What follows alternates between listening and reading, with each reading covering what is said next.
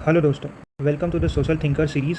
तो हमारा इस सीरीज़ में बस एक ही मकसद होता है कि पूरे चैप्टर को एक फ्लो मैनर में समझ ले, ताकि जब आप चीज़ों को पढ़े तो आपको हर चीज़ें कनेक्ट करता हुआ दिखे। बस ये ना लगे कि कौन सा टॉपिक किधर से उठ के आ गया, और आपको सीक्वेंसली पूरा टॉपिक याद रहेगा। तो आज के इस सीरीज़ में जिस चीज़ को हम पढ़ने वाले हैं वो है इमाइल डर्कहाइम के डिवीज़न ऑफ लेबर को। पिछले सीरीज़ में हम लोगों ने सोशल फैक्ट्स कवर किया था, इमाइल डर्कहाइम के डिवीज़न ऑफ लेबर को। हुआ यूँ कि इमाइल डर्कहाइम ने 1893 में एक बुक लिखी और उस बुक का नाम था division of labour in society. इस बुक में उन्होंने कहा कि ये जो डिवीज़न ऑफ लेबर है ये कोई इकोनॉमिक फैक्ट नहीं है।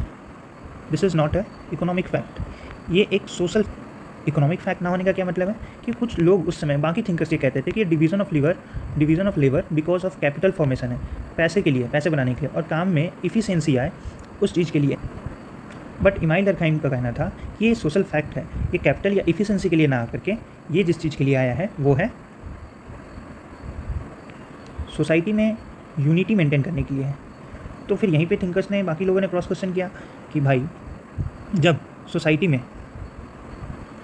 ट्रेडिशनल सोसाइटी थी तब भी तो यूनिटी थी, और अब जब मॉडर्न सोसाइटी है तब भी यूनिटी है। तो ये डिवीज़न ऑफ लेबर की वजह से थोड़ी ना आ रहा है कि इसमें ट्रेडिशनल सोसाइटी में तो डिवीज़न ऑफ लेबर नहीं था, तब भी यूनिटी थी और अभी यूनिटी है। तो ये डिवीज़न ऑफ लेबर की वजह से, जब डिवीज़न ऑफ लेबर नहीं था तो यूनिटी थी और अभी भी यूनिटी है, तो डिवीज़न ऑफ लेबर की वजह से कैसे कह सकते हो कि ये यूनिटी है? तो इन्होंने इसका आंसर देते हुए कहा कि रीज़न अलग अलग है। ट्रेडिशनल सोसाइटी में जिस वजह से यूनिटी थी उसका रीज़न था कि सिमिलरिटी, कि सब लोग एक ही तरीके का काम करते थे, और अब के समय में अगर यूनिटी है तो उसका रीज़न है इंटरडिपेंडेंस, यानी कि फार्मर जो है डॉक्टर्स पर इलाज के लिए डिपेंडेंट है और डॉक्टर फार्मर पे अनाज के लिए डिपेंडेंट है। तो आज के समय में अगर लोग यूनिटी है तो उसका कारण है इंटरडिपेंडेंस। उन्होंने इसको और अच्छे से कंपेयर करते हुए समझाया कि सॉलिडेरिटी, मैकेनिकल यूनिटी। सबसे पहले तो सॉलिडेरिटी का मतलब समझो, सॉलिडेरिटी का मतलब हो गया यूनिटी।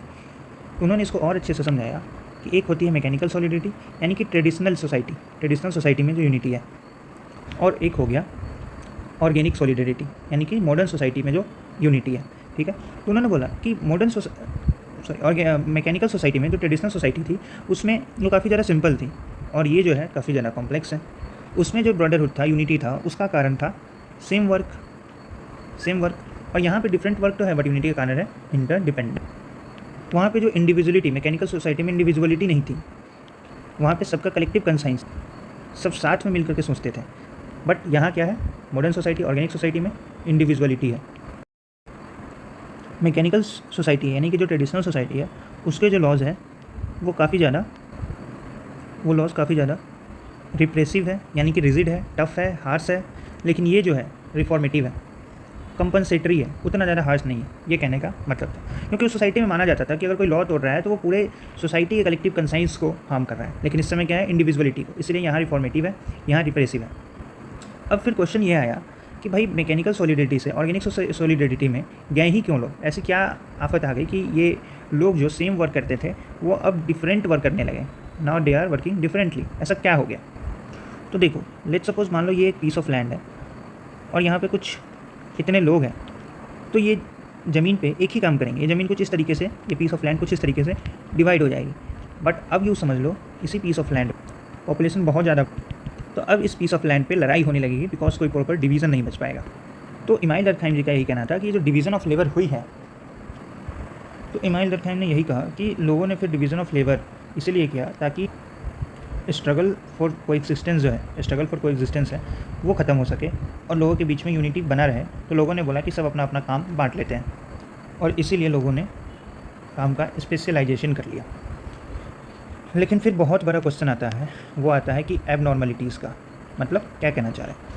कहने का मतलब ये है कि कुछ थिंकर्स ने बोला कि फिर ये बताइए, अगर डिवीज़न ऑफ लेबर से यूनिटी आती है, सोसाइटी में पीस आता है, ब्रदरहुड होता है ना, सॉलिडेरिटी आती है ना, ये सब कुछ होता है, तो फिर ये यूरोप में ये मारकाट क्यों मचा हुआ है? क्यों वहाँ पे प्रोटेस्ट हो रहा है, वायलेंस है, लोग सुसाइड कर रहे हैं? वाई, वो क्यों है?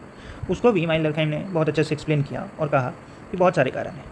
पहला कारण तो ये है कि नए रिलेशंस के लिए रूल्स ही नहीं बने, जैसे कि वर्कर यानी कि लेबरर और इंडस्ट्री के ऑनर में अगर लड़ाई हो रही है तो वो मेनली इस कारण से हो रही है क्योंकि उनके रिश्तों में और उनके काम का जो नया रूल होगा वो किस तरीके से होगा वो बना नहीं है। जब सोसाइटी में सडन चेंज आती है, लेट्स सपोज इंडस्ट्रियलाइजेशन हुआ, इंडस्ट्रीज बनी, तो जो सडन चेंज हुआ तो उसके लिए जो रूल्स चाहिए वो रूल्स नहीं बने। एक तो इस वजह से लड़ाई होती है, दूसरा कि forced division of labour. Forced division of labour हमने यहाँ में बात किया था कि लोग जो है अपने अपने काम का स्पेशलाइजेशन कर लिए लोगों की, ताकि सोसाइटी में जो स्ट्रगल फॉर कोएग्जिस्टेंस है वो खत्म हो और यूनिटी बना रहे। तो इस डिवीज़न ऑफ लेबर में कुछ को फोर्स डिवीज़न ऑफ लेबर मिल गया on the basis of caste, religion, sex, gender, इन सब चीज़ों के बेसिस पे डिवीज़न ऑफ लेबर हुआ। तो उन्होंने बोला कि ये एक कारण है और उन्होंने एक और कारण दिया, वो है इल कोऑर्डिनेटेड डिवीज़न ऑफ लेबर। यानी कि लेट्स सपोज कि किसी सॉफ्टवेयर डेवलपर ने कोडिंग प्रोग्रामिंग बहुत अच्छे से करके ऐप बनाया, बट मार्केटिंग टीम ने उसको अच्छे से सेल नहीं कर पाया, तो उस वजह से भी लड़ाइयाँ होती है। तो उन्होंने इसको बोला इल कोऑर्डिनेटेड डिवीज़न ऑफ लेबर। उन्होंने बताया कि जो सोसाइटीज़ में एबनॉर्मलिटीज़ हैं वो क्यों हैं, और इतना ही नहीं, उन्होंने बताया नहीं, इसका सॉल्यूशन भी दिया। सॉल्यूशन में दिया कि ग्रुप लॉज बनाए, है ना, कि ऑक्यूपेशनल ग्रुप्स बनाए, जिसका जो ग्रुप है अपने अपने काम के हिसाब से ग्रुप बनाए और वो उस तरीके से अपना अपना काम करे। फिर उन्होंने दूसरा सॉल्यूशन भी दिया कि ये जो डिवीज़न ऑफ लेबर है ये फोर्स्ड ना हो करके on the basis of merit हो। और उन्होंने तीसरा सॉल्यूशन दिया कि सोसाइटी में एडुकेशन। तो कुछ इस तरीके से उन्होंने जो ये सोसाइटी में एबनॉर्मलिटीज़ थी उसका भी उन्होंने सॉल्यूशन दे। तो ये रहा हमारा डिवीज़न ऑफ लेबर इमाइल दरखाइम का।